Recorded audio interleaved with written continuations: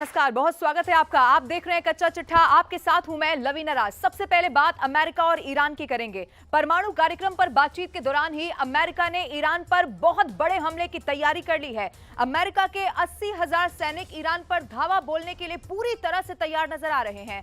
पहले ये सैनिक यमन में हूथी के खिलाफ मिलिट्री ऑपरेशन शुरू करने जा रहे हैं। वहीं एटमी डील के दूसरे राउंड शुरू होने से पहले ट्रंप ने ईरान को आखिरी वार्निंग दे दी है और वार्निंग इस बात की है कि ईरान बहुत जल्द ही डील नहीं करे, नहीं तो अमेरिका हमले शुरू कर सकता है।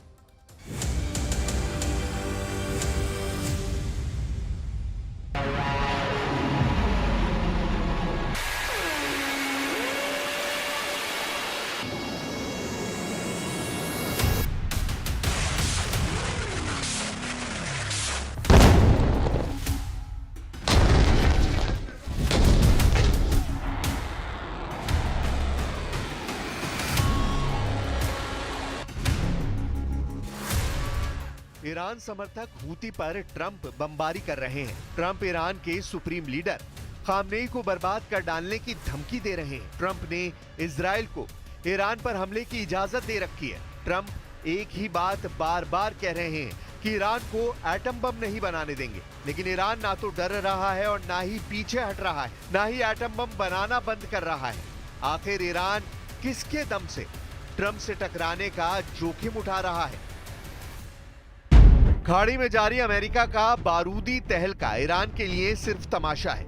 यमन में फट रही सुपर पावर की मिसाइलें ईरान के लिए फिजूल की आतिशबाजी है। लाल सागर में मचल रहे अमेरिकी नेवी के जंगी बेड़ों को ईरान ने मानो खिलौना समझ रखा है। ईरान ने ट्रंप को जिस तरह से टक्कर दी है, जिस तरह उनसे हर बात मनवा ली है, उससे खामनेई का रुतबा बढ़ चुका है। अली खामनेई को धमकी दे रहे ट्रंप उनकी हर बात मानने पर अब तक मजबूर हुए हैं। ईरान ने ट्रंप की सीधी बातचीत की बार बार की वार्निंग को हवा में उड़ाकर एक बार फिर से तीसरे देश की मध्यस्थता में एटमी डील पर बात करने के लिए मना लिया है। अमेरिका और ईरान दूसरे दौर की एटमी वार्ता का नया स्टेज तलाश रहे हैं। मुमकिन है दूसरी बैठक ओमान में ही हो। सूत्रों ने दावा किया है कि ईरान रोम में भी अमेरिका से सेकेंड राउंड की बात कर सकता है, लेकिन ये तो तय है कि ट्रंप फिर से बैकफुट पर गए हैं। ईरान ने उन्हें फिर से ट्रैप में फंसा लिया है। ईरानी मीडिया ने सूत्रों के हवाले से जानकारी दी है कि ईरान ने परमाणु कूटनीति को नया मोड़ दे दिया है। ईरान नुआंसेस की रिपोर्ट के मुताबिक ईरान ने ट्रंप से खाड़ी के सभी देशों से परमाणु हथियार खत्म करने की मांग रख दी है। इस मांग के पीछे ईरान का मकसद इजराइल के एटमी प्रोग्राम पर ब्रेक लगाना है। अमेरिका के साथ हुई बैठक में ईरान ने इजराइल के एटम बमों का दांव चला है। उसने ट्रंप के होश उड़ा दिए हैं। पश्चिमी मीडिया के मुताबिक इजराइल के पास फिलहाल 90 एटम बम हो सकते हैं। हालांकि इजराइल इस दावे को ना तो स्वीकार करता है और ना ही इससे इंकार।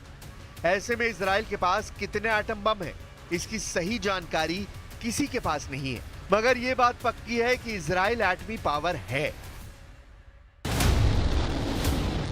ईरान इसी शर्त पर ट्रंप से परमाणु समझौते को तैयार होगा जब इजराइल से सारे एटम बम छीन लिए जाएं। ईरान की डिमांड ने ट्रंप का माथा ठनका दिया है। उन्होंने डायरेक्ट धमकी देकर कहा है कि बहुत जल्द ईरान पर एक्शन शुरू हो सकता है। What's an update on Iran? Well, we're going to be doing it very shortly. Iran also, it was another way. I met with a different group of people in Iran, and we'll be making a decision on Iran very quickly. Trump के तेवर सख्त हैं तो Iran भी कम नहीं। Iran के राष्ट्रपति पहले ही साफ कर चुके हैं कि अमेरिका ने अगर ईरान के एटमी साइट पर हमला किया तो 100 के बदले 1000 परमाणु अड्डे बना लिए जाएंगे। اینا ما رو تهدید میکنن که مثلا میایم چه اون مرکز اتمی شما رو میزنیم، نتنزو کجا رو میزنیم، اصلا تو بیا اون بزن تو خیال این مغز بچه هاست اونجا رو ساخته. 100 تا از اینا بزنی 1000 تا میسازن این بچه ها. اینا رو نمیتونی بزنی. ईरान के रुख से ये भी आशंका जताई जाने लगी है कि ट्रंप से पहले खामनेई हमले का ऑर्डर जारी कर सकते हैं। ये हमले इजराइल के परमाणु प्रोग्राम के सर्वनाश तक हो सकते हैं। इजराइल के एटम बमों की लोकेशन कहां है? अगर ईरान ने एटमी साइटों को निशाना बनाया तो कितनी तबाही होगी, इसके अनुमान ने सुपर पावर को परेशान कर दिया है। उधर ईरान ने दूसरे राउंड की बात के लिए लोकेशन को ओमान से बदलने की बात भी उजागर कर दी है। ईरान के विदेश मंत्रालय प्रवक्ता ने जानकारी के साथ सारी समस्या की जड़ सुपर पावर अमेरिका को बता डाला है। ایران هیچ وقت مانعی بر سر راه همکاری اقتصادی سرمایه‌گذاری طرف‌های مقابل نبوده. این مشکل خود آمریکاست که با وضع قوانین پیچیده و متراکم چند لایه شهروندان خودش رو محروم کرده از هر گونه مراوده اقتصادی با ایران. ईरान अमेरिका को आंखें दिखा रहा है, उसे अपनी शर्तों पर एक से दूसरे देश एटमी डील के लिए बुला रहा है। ट्रंप ये सब चुपचाप कितने दिन सहेंगे कहना मुश्किल है। उधर institute for national security studies की रिसर्च ने ट्रंप की टेंशन दोगुनी कर दी है। INSS की रिपोर्ट में दावा किया गया है कि अगर ट्रंप ने ईरान पर हमला किया तो खामनेई की ताकत बढ़ जाएगी। अमेरिका ने अगर ईरान से एटमी डील की तो वो 2015 में हुई डील जैसी होगी जिसे ट्रंप ने ही तोड़ा था। अमेरिका ईरान के साथ डील होने से खाड़ी में इजराइल और सऊदी अरब जैसे देश खतरे में पड़ जाएंगे। ईरान एक एक चाल सधी चल रहा है। ट्रंप से इजराइल के एटम बमों को छीन लेने की डिमांड के मायने क्या हैं, इसे समझना होगा। ईरान की मिलिट्री पावर इजराइल पर भारी है। ईरान मिसाइलों के मामले में इजराइल पर बहुत ज्यादा भारी पड़ता है। ईरान के कट्टर समर्थक लड़ाका ग्रुप भी इजराइल को कई मोर्चों पर युद्ध में उलझाते हैं। ऐसे में इजराइल के पास एटम बम भी नहीं रहा तो उसे ईरान को हराने में ज्यादा दिक्कत नहीं होगी। तो क्या ईरान ट्रंप से डील न होने पर इजराइल की परमाणु साइटों को दहला सकता है? कहां है इनकी लोकेशन? एटॉमिक आर्काइव के मुताबिक इजराइल की कुल 7 न्यूक्लियर साइट है। इसमें पहला न्यूक्लियर रिसर्च सेंटर नेगेव है, जहां प्लूटोनियम प्रोडक्शन के साथ एटमी हथियारों के बुनियादी ढांचे बनाए जाते हैं। इजराइल का दूसरा बड़ा एटमी गोदाम इलाबुन में है, जहां न्यूक्लियर हथियारों के साथ लैंडमाइंस भी रखी जाती हैं। नेतन्याहू की परमाणु साइट के तौर पर कफर जखारिया का नाम लिया जाता है, जिसे परमाणु मिसाइलों का बेस बताया जाता है। अमेरिका के तर्ज पर बनी इजराइल की परमाणु प्रयोगशाला के तौर पर नाहल सोरेक है, जहां हथियारों के डिजाइन पर काम होता है। इसके अलावा योडेफेट और तिरोश की कथित तौर पर इजराइल का एटमी सेंटर माना जाता है। एक साइट जिसे राफेल कहते हैं, वो इजरायली परमाणु हथियारों की वास्तविक असेंबली की लोकेशन कहा जाता है। ईरान 2 बार इजराइल में घुसकर मिसाइल धमाके कर चुका है। ईरान के पास पूरे इजराइल को बारूद से पाटने की मिसाइलें हैं। ईरान चाहे तो इजराइल के परमाणु अड्डे दहला सकता है। सुप्रीम लीडर अली खामनेई को ट्रंप पर भरोसा भी नहीं है। खामनेई ने ऐसे लीडर से डील करने से साफ इंकार कर दिया है, जिसने पहले हुए समझौते को तोड़ा है। این گفتگوها هم نه به صورت افراطی خوشبین باشیم نه به صورت افراطی بدبین باشیم. اینا بالاخره یه کاری است، یه حرکتی است، تصمیم گیری شده داره اجرا میشه و در این قدم های اول هم خوب حرکت شده، خوب اجرا شده. तो फिर बात बनेगी कैसे? युद्ध रुकेगा कैसे? इसका एक फॉर्मूला ट्रंप ने और भी सुझाया है। मुमकिन है ईरान इस फॉर्मूले को मान ले। ट्रंप के विशेष दूत स्टीव विटकॉफ ने बयान दिया है कि ट्रंप ईरान के यूरेनियम संवर्धन को 3.67% तक सीमित रखने की मांग कर रहे हैं। मतलब ये कि ईरान एटमी प्रोग्राम जारी रख सकता है, मगर इसी शर्त पर कि वो एटम बम बनाने के बारे में कभी ना सोचे। जबकि नेतन्याहू इस मामले में ट्रंप से अलग मांग कर चुके हैं। इजराइल चाहता है कि ईरान के पास ना तो न्यूक्लियर साइटें हो, ना ही यूरेनियम हो, ना ही परमाणु बम बनाने का कोई सामान। नेतन्याहू ईरान पर लीबिया मॉडल लागू करने की मांग कर चुके हैं, जिसका मतलब है कि ईरान को अपना एटमी प्रोग्राम पूरी तरह बंद करके एटमी प्रोग्राम का सारा सामान किसी दूसरे देश में शिफ्ट करना होगा। लेकिन ईरान नेतन्याहू के फॉर्मूले पर डील करने को तैयार नहीं है। खामनेई के अंडरग्राउंड एटमी तहखानों में परमाणु मिसाइलें भी रेडी हैं। ऐसे में ईरान बरसों पुरानी अपनी हसरत को एक झटके में मिटा देगा, ये मान लेना बहुत बड़ी भूल होगी। यही वजह है कि अब अमेरिका ने ईरान पर यूरोपीय यूनियन का प्रेशर भी बनाया है। adopted sanctions for state-sponsored hostage-taking, so 9 individuals were sanctioned. And when it comes to the Iran nuclear talks in Oman, so these are a step in the right direction, because we don't want to see a nuclear weapon developed by Iran.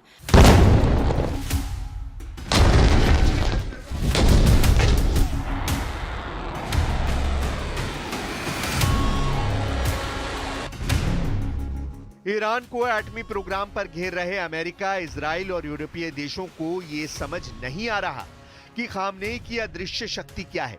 असलियत यह है कि Iran के पास रूस और चीन जैसी महाशक्तियों का बैकअप है। पुतिन और जिनपिंग ने ईरान को ट्रंप के आगे सरेंडर से रोक रखा है। दोनों देशों ने ईरान के एटमी प्रोग्राम का समर्थन किया है। रूस और चीन ने ईरान पर लगे सभी प्रतिबंध हटाने की डिमांड भी रखी है। रूस और चीन जानते हैं कि अमेरिका एक नए युद्ध में उलझने की हिम्मत नहीं जुटा पा रहा है। खासकर यूक्रेन और इजराइल के मोर्चे पर जिस तरह अमेरिका की नहीं चली, उससे चीन रूस के हौसले बुलंद हैं। लेकिन हकीकत ये है कि दोनों फ्रंट पर अमेरिका युद्ध में पर्दे के पीछे रहा। अगर अमेरिका जंग में उतरेगा तो वक्त और जज्बात दोनों बदल जाएंगे। सुपर पावर दुश्मन को बेरहमी से मारता है, पहले बम और बारूद से, और जरूरत पड़ने पर एटम बम से भी दहला देता है। और अब बात रूस यूक्रेन युद्ध की करते हैं। ज़ेलेंस्की को यह साफ साफ नजर आ रहा है कि यूक्रेन के साथ बहुत बड़ी साजिश होने लगी है। पहले ट्रंप ने ज़ेलेंस्की को फटकार लगाई और युद्ध के लिए सीधे तौर पर ज़ेलेंस्की को न सिर्फ जिम्मेदार ठहराया, बल्कि उन्हें पुतिन के साथ लाखों मौत का जिम्मेदार भी बता दिया। लेकिन उससे भी बड़ा खेल F-16 को लेकर हुआ है। F-16 को गिराए जाने की इनसाइड स्टोरी देखकर ज़ेलेंस्की के होश उड़ गए हैं।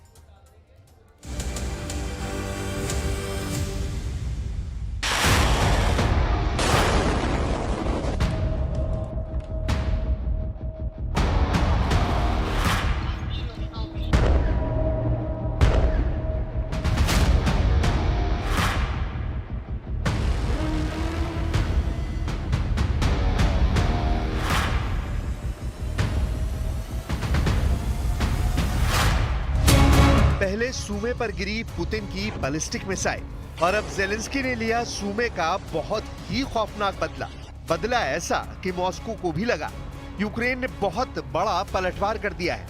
क्योंकि रूस के अंदर टूट पड़ी ज़ेलेंस्की की ड्रोन ब्रिगेड, जिसने ऐसा कोहराम मचाया कि ये बहुमंजिला इमारत जलने लगी। एक तरफ सूमे में धमाका जिसमें 35 लोगों की मौत हुई, 117 लोग घायल हुए, और दूसरी तरफ रूस के कुर्स्क में जलती हुई ये बिल्डिंग बहुत ही खतरनाक सिग्नल दे रही है। यूक्रेन और रूस का युद्ध रुकेगा नहीं, इसकी गारंटी बार बार दी जा रही है। युद्ध तेज होने की गारंटी 100% है। ये हमले बता रहे हैं कि ज़ेलेंस्की और पुतिन अब नहीं रुकेंगे, यानी ये युद्ध नहीं रुकेगा। हमलों से कोई पीछे नहीं हटेगा और दुनिया का ये इलाका 2022 से जिस युद्ध में जल रहा है वो युद्ध और भी तेज होगा। सूमे का बदला ज़ेलेंस्की ने कुर्स्क में लिया है। दर्जनों ड्रोन रूस के इलाके में घुसे और एक के बाद एक अपने टारगेट से टकराने लगे। बिल्डिंग जली, गाड़ियां जली। कुर्स्क में आम लोगों पर ऐसा हमला देखकर पुतिन बहुत गुस्से में है। रूस के रक्षा मंत्रालय का दावा है कि ज़ेलेंस्की ने हमले में करीब 150 ड्रोन से हमला किया। इसमें 109 ड्रोन गिरा भी दिए गए, लेकिन कई कुर्स्क को टारगेट बनाने में कामयाब रहे। ज़ेलेंस्की रूस को कुर्स्क में झटका दे रहे हैं, लेकिन ज़ेलेंस्की को पुतिन से ज्यादा बड़ा शॉक अमेरिका के राष्ट्रपति डोनाल्ड ट्रंप ने दिया है। सूमे का हमला देखने के बाद ट्रंप ने ज़ेलेंस्की की एक बार फिर भारी बेइज्जती कर दी है। डोनाल्ड ट्रंप ने कहा है कि ज़ेलेंस्की ये युद्ध रोक सकते थे। ट्रंप ने कहा कि ज़ेलेंस्की हमेशा उनसे मिसाइल की डिमांड करते रहते हैं। ट्रंप की ये सलाह और उनकी तलखी सूमे में हुए बैलिस्टिक मिसाइल वाले हमले के बाद आई है, यानी युद्ध के लिए ज़ेलेंस्की जिम्मेदार है। ये बात ट्रंप बार बार बताना चाहते हैं। इससे भी ज्यादा ज़ेलेंस्की के लिए ट्रंप के कड़वे शब्द और क्या हो सकते हैं, ये देखकर ज़ेलेंस्की का ब्लड प्रेशर ऊपर नीचे हो सकता है। ट्रंप ने आगे कहा कि जब युद्ध किया है तो पता होना चाहिए कि इसे जीतेंगे कैसे। ट्रंप ने कहा कि कोई भी अपने से 20 गुना ज्यादा ताकतवर देश से नहीं लड़ता और फिर ये उम्मीद भी करता है कि हम उन्हें मिसाइल सप्लाई करेंगे। But that's a war that should have never been allowed to start. And Biden could have stopped it, and Zelensky could have stopped it, and Putin should have never started it. Everybody's to blame.